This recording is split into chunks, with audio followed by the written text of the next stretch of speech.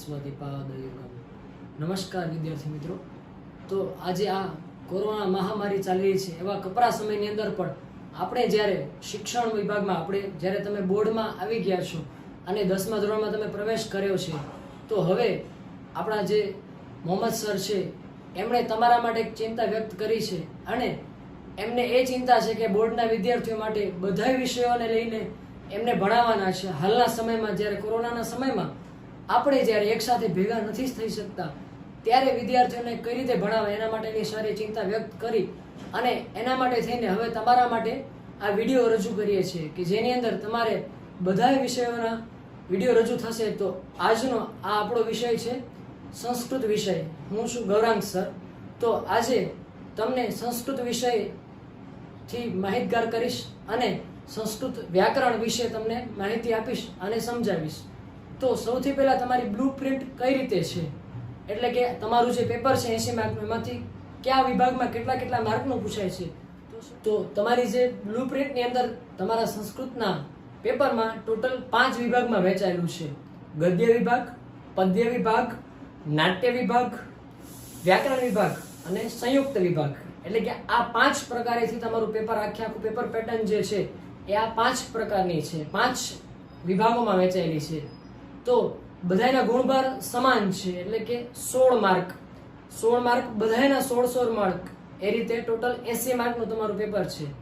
તો એની અંદર સૌથી વધારે તમે જેમાં માર્ક તમે વધારે મેળવી શકો એવા માર્ક છે વ્યાકરણના, કે જેની અંદર તમે ધારો તેટલા માર્ક મેળવી શકો। તો વ્યાકરણમાં સૌથી પહેલા શું છે કે પુનરાવર્તન અને ક્રિયાપદ પરિચય, કે તમે જે ધોરણ 9માં ભણી ગયા છો તમારા માટે એક વ્યાકરણ જે ધોરણ 9માં તમે ભણ્યા છો એની સાથે થોડું તમે જોડી દેશો તો ધોરણ 10નું બની જશે। એટલે કે જે 9માં ભણ્યા છો એની સાથેનું થોડું વધારે જોડાણ, બીજા થોડા વિષયનું જોડાણ, એટલે ધોરણ 10નું બની જશે। તો સૌપ્રથમ તમે પુનરાવર્તન, એટલે કે જે તમે ધોરણ 9માં ક્રિયાપદ ભણી ગયા છો, હું આશા રાખું છું કે એ તમને યાદ જ હશે, કે જેની અંદર તમે કયા કાળ આવે છે।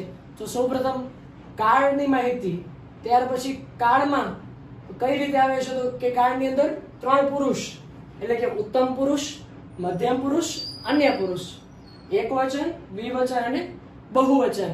અને તમને એ વસ્તુ તમે 9મા ધોરણમાં ભણ્યા છો કે મી, વહ, મહ, સી, થહ, થ, તી, તહ, અંતિ। એટલે કે ઉત્તમ પુરુષની અંદર શું આવશે, તો કે અહમ પઠા મી, આવામ પઠા વહ, વયમ પઠા મહ। પછી મધ્યમ પુરુષ, તો મધ્યમ પુરુષની અંદર આવશે કે ત્વમ પઠ સી, યુવામ પઠ થહ, યુયમ પઠ થ। એવી જ રીતે અન્ય પુરુષની અંદર તો કે સહ પઠ તી, તૌ પઠ તહ, તે પઠંતી।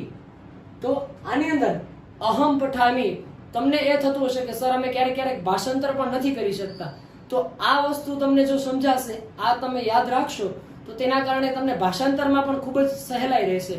એટલા માટે કઈ રીતે, તો કે સૌથી પહેલા પુરુષ, કયા પુરુષની વાત કરવામાં આવી છે એ જોઈએ। તો ઉત્તમ પુરુષ, તો હંમેશા એ યાદ રાખવાનું રહેશે કે ઉત્તમ પુરુષ કોણ, તો આપણી પોતાની વાત કરવામાં આવી છે અને આપણે હંમેશા એવું જ માનવાનું કે હું ઉત્તમ પુરુષ છું, એ રીતે યાદ રાખવાથી શું થશે કે આપણને જલ્દી યાદ રહેશે। તો એટલા માટે સૌથી પહેલા ઉત્તમ પુરુષ એટલે કોણ, તો કે હું એટલે અહમ। તો અહમ પઠામી જ્યારે આવે છે તો હું ભણું છું ના અર્થમાં છે, શું છે, અહમ પઠામી એટલે કે હું ભણું છું। પછી શું છે દ્વિવચનમાં, તો એક વચનની વાત હતી એટલે કે હું ભણું છું, પણ હવે દ્વિવચનમાં આવશે કે આવામ પઠાવહ, આવામ એટલે આપણે બંને ભણીએ છીએ। અને બહુવચનમાં આવશે વયમ પઠામહ, વયમ એટલે આપણે બધા ભણીએ છીએ। તો એ જ રીતે તમને જ્યારે વાક્ય બનાવવાનું આવે તમને એ યાદ જ હશે કે મી, વહ, મહ, સી, થ, અને તી, તહ, અંતિ, એટલું તમે યાદ રાખ્યું છે, પણ તમારે એનો પ્રયોગ ક્યાં કરવાનો અને એના પ્રયોગ પછી ક્યાંય પણ ભાષાંતરમાં આવું કંઈ આવે તો કઈ રીતે કરવાનું, તો એ જ રીતે બીજું છે મધ્યમ પુરુષ। તો મધ્યમ પુરુષમાં શું છે કે તું, સામેવાળી વ્યક્તિના અર્થમાં કે તું, પેલી વાત કરી એ કોની વાત કરી, પોતાની વાત કરી, અહમ હું મારા અર્થમાં। પછી બીજું છે તું, એટલે કે સામેવાળી વ્યક્તિ કોઈ પણ હોય, સાથે હોય, સામેવાળી વ્યક્તિના અર્થમાં, એટલે કે ત્વમ પઠ સી, તો તું ભણસ, યુવામ પઠ થહ એટલે તમે બંને ભણો છો, અને બહુવચનમાં આવશે યુયમ પઠ થ, એટલે કે તમે બધા ભણો છો. તેવી જ રીતે અન્ય પુરુષ એટલે કોઈ પણ અન્ય વ્યક્તિની વાત કરવામાં આવે. પહેલામાં શું વાત કરી કે હું ભણું છું, બીજામાં વાત કરવામાં આવી તું ભણસ, અને ત્રીજામાં શું છે અન્ય પુરુષ. અન્ય પુરુષ એટલે કે બંને વ્યક્તિ અન્ય કોઈ વ્યક્તિની વાત કરતા હોય ત્યારે શું આવે છે કે સહ એટલે કે તે ભણે છે.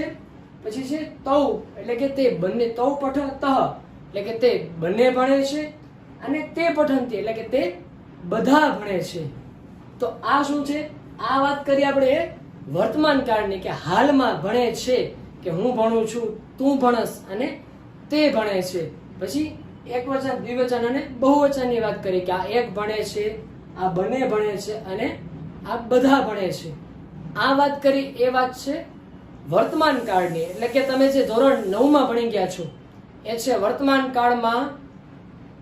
વર્તમાન કાળ અને લટ લકાર જેને કહેવાય છે, વર્તમાને લટ એટલે કે લટ લકાર વર્તમાન કાળની વાત કરી. તો આ વાત છે એ છે વર્તમાન કાળ.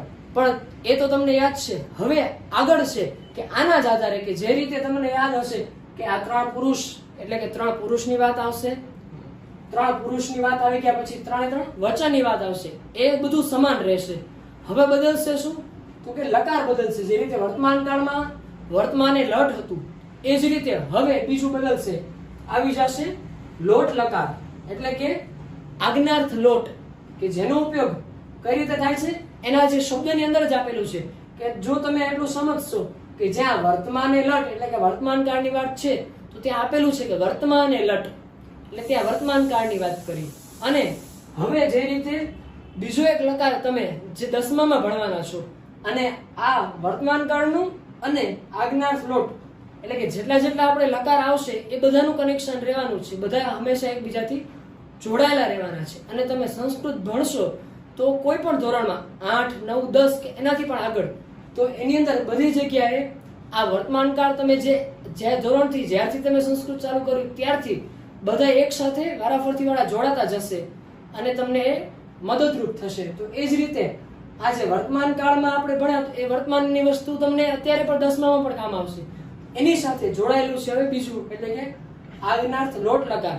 એનો અર્થ શું છે અહીંયા આજ્ઞાર્થ એટલે કે આજ્ઞા આપવાના અર્થમાં, કે તમે કોઈને આજ્ઞા આપો કે તું આ કર, તમે લખો, તમે બે આ કરો, તો એના અર્થમાં શું છે કે આજ્ઞાર્થ લોટ એટલે કે તમારે કોઈને આજ્ઞા આપવી હોય કે તમે કોઈ પણ આ કામ કરો, આવ, જા, તું આ કામ કર, તું લખ, તું ભણ, કોઈ પણ આજ્ઞા આપવાના અર્થમાં કોઈ લકાર આવે છે તો એ છે આજ્ઞાર્થ લોટ લકાર. એની અંદર પણ 4 ગણ આવેલા છે, કે આ રીતે 4 ગણ આવેલા છે કે જેના પ્રત્યયો તમે જે રીતે આમાં જોયું છે કે પઠામી, પઠાવહ, પઠામહ, તો ત્યાં શું છે એક જ ગણની વાત કરવામાં આવી છે. અ એટલે કે પહેલો ગણ છે એનો અપ્રત્યય વિકરણ પ્રત્યય અ છે. તો તમને એ પણ એક પ્રશ્ન હશે કે વિકરણ પ્રત્યય શું છે.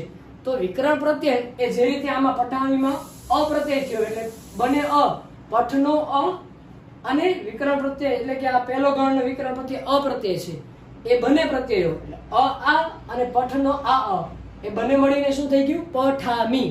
તો ત્યાં એ રીતે બની ગયું. એ જ રીતે આ જ્યારે આપણે લોટ લકારની વાત કરીએ છીએ આજ્ઞાર્થ લોટ, તો લોટ લકારની અંદર આ 4 ગણ આવેલા છે અને 4 ગણની અંદર થોડું બદલાવ આવી જશે કે જે રીતે ધાતુ કે ધાતુ રૂપમાંથી એ 4 ગણમાં થોડું જ્યાં પ્રત્યયો બદલશે એટલે કે પહેલો ગણ આવશે તો પહેલા ગણની અંદર પણ ક્યાં આવશે 2 પદમાં પરસ્મય પદનું રૂપ બદલી જશે અને આત્મને પદનું રૂપ બદલી જશે. કે જ્યાં પરસ્મય પદ હશે ત્યાં એ રીતે અવિકરણ પ્રત્યય લાગી જશે અને આત્મને પદમાં પણ એ રીતે જ અવિકરણ પ્રત્યય લાગશે. એ રીતે બીજા ગણમાં ય લાગી જશે, ત્રીજા ગણમાં ફરીથી અ અને ચોથા ગણમાં અય. એટલે કે પહેલો અને ત્રીજો ક્યાંક અમુક અંશે સમાન રહેશે એટલે કે અ અને બીજો અ એમાં ક્યાંક અમુક અંશે સમાનતા, એ હું તમને આગળ સમજાવીશ કઈ રીતે સમાનતા રહેશે. કે અ પહેલો ગણ અને અ ત્રીજો ગણ એમાં બહુ ભેદ નથી, પણ જે ભેદ છે હું આગળ તમને સમજાવીશ.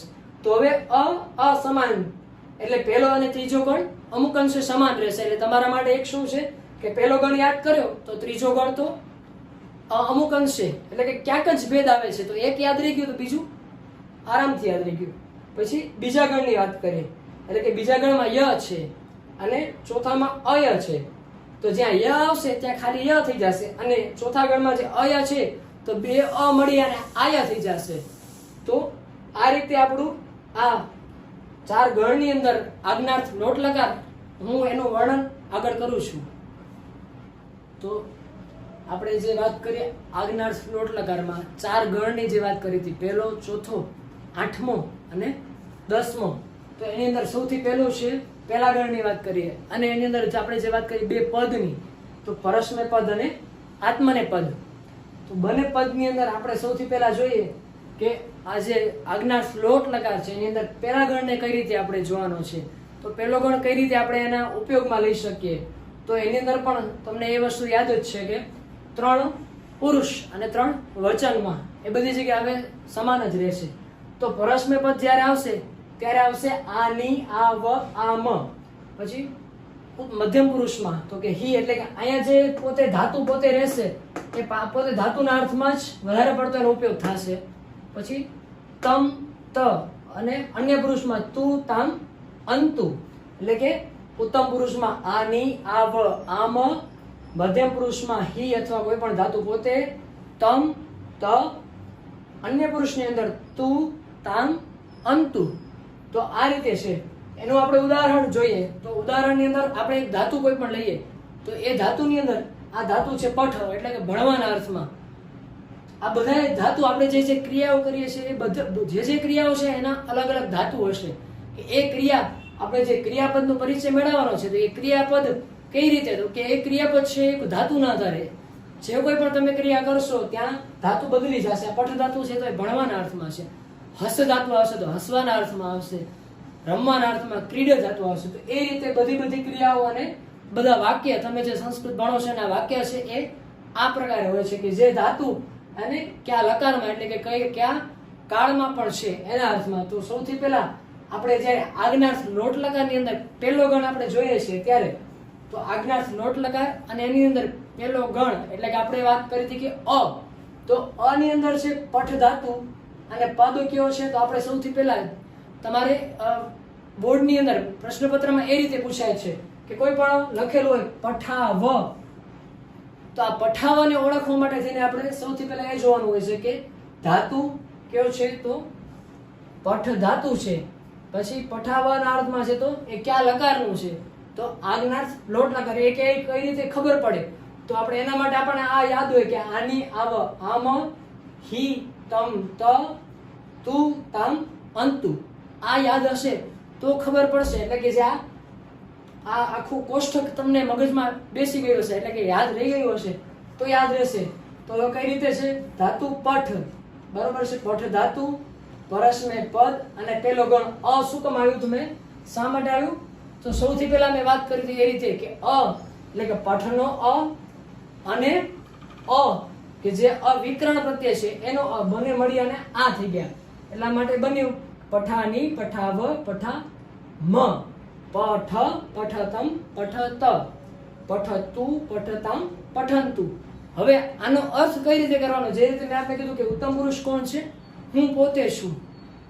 તો આપણે પોતાની જાતને પણ આજ્ઞા આપી શકીએ કે હવે મારે ભણવું, હવે હું ભણું, હવે હું લખું, હવે હું કરું. કે આપણે આપણી જાતને કહીએ કે હવે તું ભણ, હવે તું જલ્દી લખ, નહીતર ભણવાનું બગડશે, સમય વ્યર્થ જશે. તો એ જ રીતે આપણે પોતાની જાતને કે મારે, અમારે બે અને અમારે બધાએ, તો પઠાની તો મારા અર્થમાં છે કે મારે ભણવું, હવે મારે હું ભણું, કે હવે આપણે પોતાની જાતને કહીએ કે હું ભણ, એમ તું પોતાની જાતને આપણે કહી શકીએ તો ભણવાના અર્થમાં. તો અમે બે ભણીએ અને અમે બધા ભણીએ.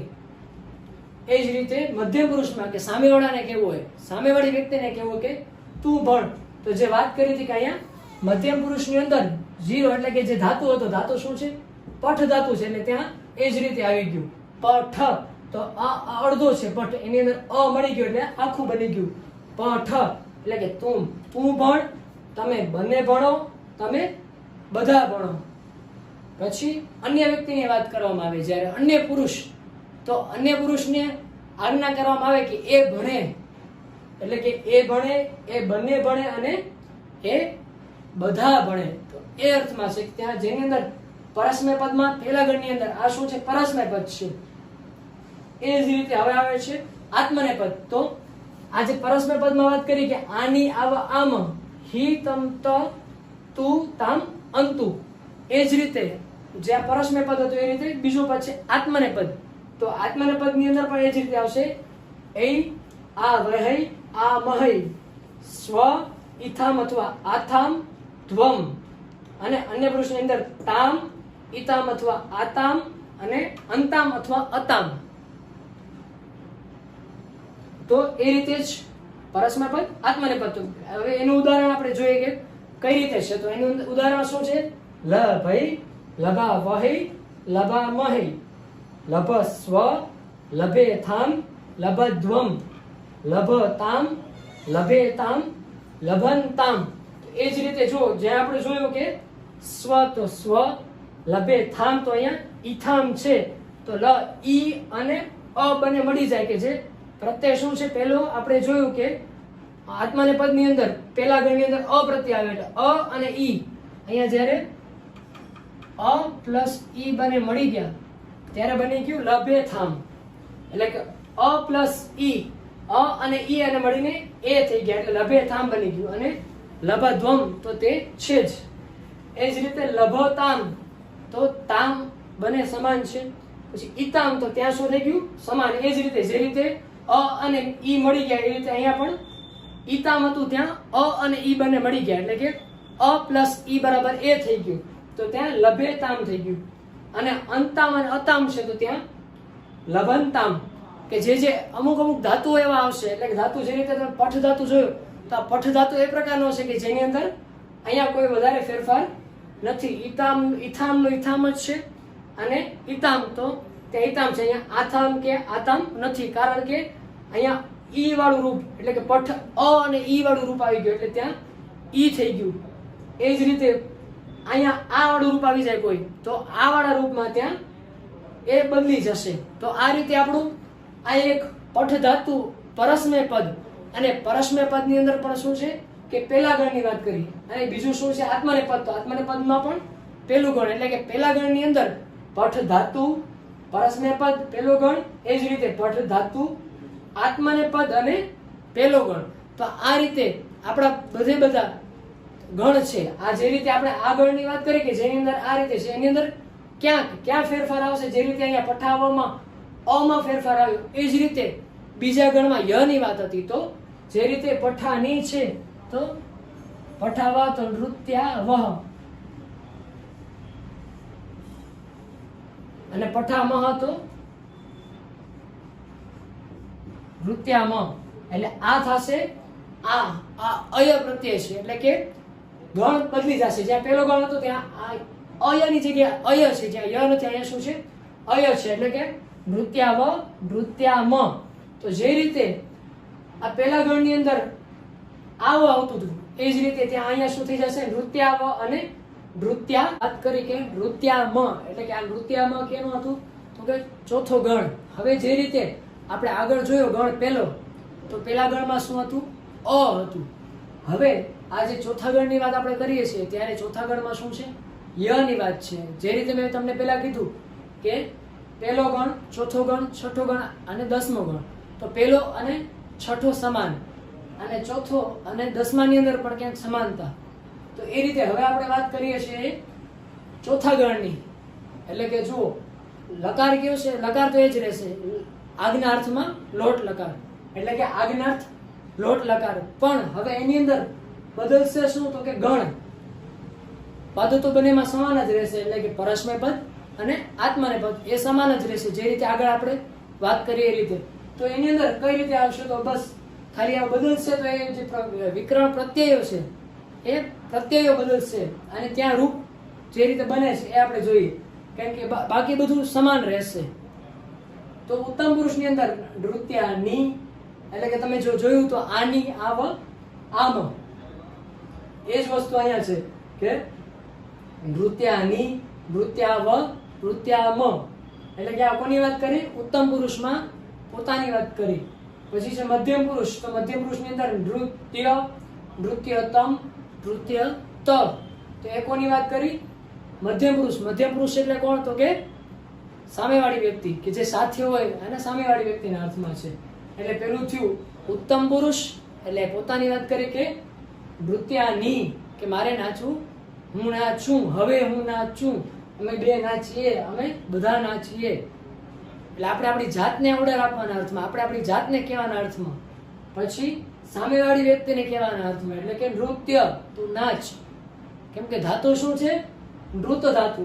એટલે અહીંયા જે ધાતુ મેં બદલ્યો છે એના પાછળનો હેતુ એ જ કે તમને અલગ અલગ ધાતુની અંદર અલગ અલગ ક્રિયાઓની અંદર, જે પેલા ભણવાની ક્રિયા હતી, હવે ભણવાની ક્રિયામાંથી શું આવી ગયું? નવી ક્રિયા આવી ગઈ. શું છે? નૃત્ય. નૃત ધાતુ એટલે કે નાચવાના અર્થની ક્રિયા, નવી ક્રિયા થઈ ગઈ. તો એ રીતે જ તો શું છે? મધ્યમ પુરુષમાં નૃત્ય એટલે તું નાચ, તમે બંને નાચો, તમે બધા નાચો. અને અન્ય પુરુષ તો અન્ય વ્યક્તિના અર્થમાં આપણે ઓર્ડર કરીએ કે એ નાચે તો એ નાચે, એ બંને નાચે કે એ બધા નાચે. એટલે કે નૃત્ય તું, નૃત્ય તામ, નૃત્યંતુ, તું તામ અંતુ. એટલે તમારે વસ્તુ એક જ યાદ રાખવાની છે કે આની આવ, આમ હી એટલે કે જે ત્યાં ધાતુ હશે એ પ્રમાણે, તમ ત, તું તામ અંતુ. આ વાત થઈ એ પરસ્મય પદની, અને એ પણ ચોથા ગણની. એ જ રીતે હવે ચોથો ગણ અને આત્મનેપદ, પણ ત્યાં પણ ધાતુ બદલી જશે. એટલે કે તમને ક્રિયાઓમાં વધારે ખ્યાલ આવે કે અલગ અલગ ક્રિયાઓમાં અલગ અલગ ધાતુનો ઉપયોગ આપણે કઈ રીતે કરી શકીએ, કે જ્યાં ક્રિયાઓ કરવી છે તો ત્યાં કઈ ક્રિયામાં કયા પ્રકારના ધાતુઓનો ઉપયોગ આપણે કરી શકીએ. કેમ કે આ ગણ ચોથો છે તો એની અંદર ય આવી જાય છે. તો હવે જુઓ, ય અહીંયા પણ આવ્યો, બરોબર છે? તો ત્યાં ય નો ઉપયોગ થયો. અહીંયા ક્યાં છે? ય એટલે કે દ પ્લસ ય એટલે દ્ય. તો ત્યાં વિધ ધાતુ છે. વિધ એટલે હોવાના અર્થમાં છે. તો વિદ્યય, વિદ્યા વહય, વિદ્યા મહય. પછી મધ્યમ પુરુષના અર્થમાં, એટલે કે સામેવાળી વ્યક્તિના અર્થમાં, એટલે કે વિધ હોવાના અર્થમાં, તું છો, તમે બને છો, તમે બધા છો. વિદ્ય સ્વ, વિદ્ય થામ, કે જે પેલા વાત કરી રીતે ઈથામ, અને ધ્વમ, તો ત્યાં વિદ્ય ધ્વમ. અન્ય પુરુષની અંદર, અન્ય પુરુષમાં શું છે? વિદ્ય તામ, એટલે કે જે લાસ્ટમાં તામ આવી ગયું અને ત્યાં ધાતુ, એટલે કોઈ પણ પ્રત્યય લાસ્ટમાં હશે, આ આટલું હશે અને અહીંયા બદલી જશે. ક્યાંય પણ બદલાવ આવશે એ શું આવશે? આગળના ભાગમાં, કે જ્યાં વિધ ધાતુ હતું તો વિધનો દ અને અહીંયા ય પ્રત્યય થઈ ગયું એટલે વિદ્ય. આ જે દ્ય બન્યું કેવી રીતે બન્યું? કે વિધ ધાતુ તો દ અડધો છે, એની અંદર ય મળી ગયું એટલે વિદ્ય. તો ત્યાં શું હતું? એ આ વહય આ મહય. તો વિદ્ય વિદ્યા એટલે આ ય આવી ગયું, વિદ્યા મહય. તો એ આ વહય આ મહય. એ જ રીતે થઈ ગયું કે ત્યાં દ અને ય એટલે દ્ય થઈ ગયું. તો સેમ જ બધી જગ્યાએ સમાન રહેશે. તો વિદ્ય સ્વ, વિદ્ય થામ, વિદ્ય ધ્વમ, અને વિદ્ય તામ, વિદ્ય તામ, વિદ્યન તામ. તો આ છે ચોથા ગણની વાત, કે જ્યાં ય પ્રત્યય એટલે કે ય વિકર્ણ પ્રત્યય. એટલે જે રીતે આપણે આની અંદર શું છે? પરસ્મય પદના, પરસ્મય પદમાં આ આત્મનેય પદમાં આ રીતે બને અલગ અલગ ધાતુથી આપણે જે સમજ્યા છીએ. કોને? તો કે ચોથા ગણને. કે જે ચોથા ગણની વાત કરીએ તો ચોથો ગણ કઈ રીતે પરસ્મય પદમાં એનો ઉપયોગ થઈ શકે અને કઈ રીતે આત્મનેય પદની અંદર. તો તમે હવે કોઈ પણ ધાતુને અહીં બદલાવીને તમે ઉપયોગ કરી શકો છો. જે રીતે વિધ ધાતુ છે તો વિદ્યય આવી ગયું, એની જેમ ગદ્યય તો ગદ ધાતુ થઈ ગયું. એ જ રીતે અન્ય કોઈ પણ ધાતુનો ઉપયોગ કરીને તમે આ ચોથા ગણની અંદર તમે આ રીતે એનો ઉપયોગ કરી શકો છો. તો આ કોઈ પણ ધાતુને યાદ રાખવા માટે એક જ વખત જે રીતે તમે આની આમ, ય એટલે કે ત્યાં જે હી અર્થમાં છે એ તમ અને ત ના અર્થમાં છે એ, અને તું તામ અંતુ એટલું યાદ રાખો. અને એની સાથે કોઈ પણ ક્રિયા જોડી દો એટલે તમારું બની જશે. કોઈ પણ ક્રિયા જોડશો એટલે આ જ વસ્તુ બની જશે. બસ તમારે યાદ રાખવાનું એટલું છે કે આની આવ, આમ, અને અહીંયા હી એટલે કે જે ધાતુનું રૂપ પોતે આવતું હોય તે ધાતુ નૃત્ય છે. તો નૃત્યની સાથે ય, નૃત્ય, નૃત્ય તમ, નૃત્ય ત, એટલે તમ અને ત, તું તામ અને અંતુ. બસ એ જ રીતે.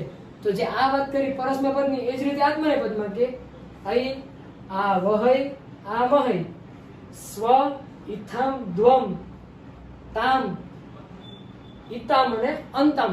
આ સમાન એ જ રીતે. હવે તમે અહીંયા કોઈ પણ ધાતુ લગાડી અને તમારી રીતે તમે કરી શકો છો. બસ ત્યાં શું બદલશે? ક્રિયા. એટલે આપણા માટે જે મહત્વનું છે એ ક્રિયા જ છે. તો ક્રિયા બદલવા માટે ખાલી એક આગળનું રૂપ કે જે ધાતુ છે વિધની જગ્યાએ ગદ, તો ગદ્ય, ગદ્યા, વહય, ગદ્યા, મહય, એ રીતે કોઈ પણ ક્રિયા બદલી શકાય છે. તો આ આપણે વાત કરી ચોથા ગણની. એ જ રીતે છઠ્ઠા ગણની અંદર તો મેં પહેલા આપણને વાત કરી હતી મેં તમને કે જે રીતે પહેલો ગણ છે એ જ રીતે છઠ્ઠો ગણ છે કે જેની અંદર અપ્રત્યય, અવિકરણ પ્રત્યય છે. એ જ રીતે આની અંદર પણ અવિકરણ પ્રત્યય સમાન જ છે. જેમ તમે પઠ ધાતુને જોયો હતો કે પઠ ધાતુ હતો, એ જ રીતે આની અંદર લીખ ધાતુ છે. ઓલું ભણવાના અર્થમાં હતું અને આ લખવાના અર્થમાં હતું. તો જે રીતે પઠ ધાતુનો ઉપયોગ કરો એ જ રીતે છઠ્ઠા ગણની અંદર શું છે? અપ્રત્યય જ લાગવાનો છે. અને જો અપ્રત્યય લાગે તો એ જ ક્રિયા સમાન આવી જશે ત્યાં. આની, આવ, આમ. પણ શું છે આગળ શું લાગી ગયું? લીખ ધાતુ. એટલે કે લીખાની, લીખાવ, લીખામ. તો લીખ ધાતુ લખવાના અર્થમાં છે. બરોબર છે? તો તું લખ એટલે કે હું લખું, આપણે બંને લખીએ, આપણે બધા લખીએ એના અર્થમાં. એ જ રીતે તું લખ કે લીખ, કે તું લખ, તમે બંને લખો અને તમે બધા લખો. અને અન્ય વ્યક્તિ એટલે કે કેવો પુરુષ છે? અન્ય પુરુષ. તો લીખ તું, તો અન્યના અર્થમાં અન્ય કોઈ પણ વ્યક્તિને આપણે કહીએ કે તમે લખો, અન્ય વ્યક્તિને કહીએ કે અન્ય લીખ તું, લીખતામ બંને લખો, અને લીખન તું બધા લખો. તો આ છઠ્ઠો ગણ પણ કયા ગણની જેમ પેલો ગણ. તો જો તમને પેલો ગણ યાદ રહી ગયો તો છઠ્ઠો ગણ તો તમને આપોઆપ યાદ રહી જશે. એટલા માટે પેલો અને છઠ્ઠો આ જ રીતે. તો એની જેમ તમે પરસ્મય પદનું રૂપ જોયું એ જ રીતે આપણે એક વખત આત્મનેપદ પણ જોઈ લઈએ એટલે તમને એ પણ ખ્યાલ આવી જાય કે આત્મનેપદનું રૂપ પણ સમાન છે. જે રીતે પેલા ગણમાં જેમ આત્મનેપદનું રૂપ હતું એમ જ છઠ્ઠા ગણમાં પણ આત્મનેપદનું રૂપ સમાન છે. પણ ધાતુ એટલે કે તમારી જે ક્રિયાપદ તમારે સમજવાની છે. તો આ બધી ક્રિયાઓ જેટલા આપણે અત્યારે જોયા કે જે રીતે આપણે આની અંદર જોયું, ચોથા ગણમાં જોયું તો નૃત્ય ધાતુ, નૃત્ય કરવાની ક્રિયા આવી ગઈ. પછી વિધ ધાતુ તો હોવાના અર્થમાં આવી ગયું. એ રીતે લીખ ધાતુ તો ક્રિયા શું થઈ ગઈ? લખવાની ક્રિયા થઈ ગઈ. એ જ રીતે મિલ ધાતુ એટલે કે મળવાના અર્થમાં તો એ મિલ ધાતુ. આ ધાતુના એક્ઝામ્પલ એટલા માટે એટલે કે આ ઉદાહરણો એટલા માટે આપ્યા છે કે જેના આધારે તમે ક્રિયાપદો એટલે કે આ ઉપયોગ કરી શકો ને ક્યાં કઈ ક્રિયા કરવાની છે એ ક્રિયા સમયે તમે એને સહેલાઈથી એકદમ સરળતાથી તમે એનો ઉપયોગ કરી શકો. અને તમને ક્યારે પણ પૂછાય તો તમને સહેલાઈથી યાદ પણ રહી જાય કે આ કયા પદનું છે? પરસ્મય પદ છે, આત્મનેપદ છે, પછી કયો ગણ છે. તો એ ગણની અંદર પણ તમને ખ્યાલ આવી જાય એટલા માટે. તો એ જ રીતે હવે જો કે મિલ ધાતુ આપણે જોવાનો છે આત્મનેપદની અંદર. તો આત્મનેપદની અંદર મિલ ધાતુ એટલે કે મળવાના અર્થમાં, અને જેમ ઉત્તમ પુરુષ, મધ્યમ પુરુષ અને અન્ય પુરુષ. હવે તો તમને ખ્યાલ જ છે કે ઉત્તમ પુરુષ કોણ છે, મધ્યમ પુરુષ કોણ છે અને અન્ય પુરુષ કોણ છે. તો એ જ રીતે મિલય જે રીતે તમે ત્યાં જોયું હતું પેલા ગણમાં, એ જ રીતે ઐ, આ વહય, આ મહય, પછી સ્વ, ઇથામ, ધ્વમ, તામ, ઇતામ અને અંતામ. તો એ જ રીતે સમાન સ્વરૂપે મિલ ધાતુ. બસ જો બદલ્યું હોય તો શું છે? એ ક્રિયા કે મળવાની ક્રિયા છે એ મિલ ધાતુ આવી ગયું. આની અંદર શું થઈ જાય છે? મિલ ધાતુ એટલે કે મિલ ધાતુ મળવાના અર્થમાં.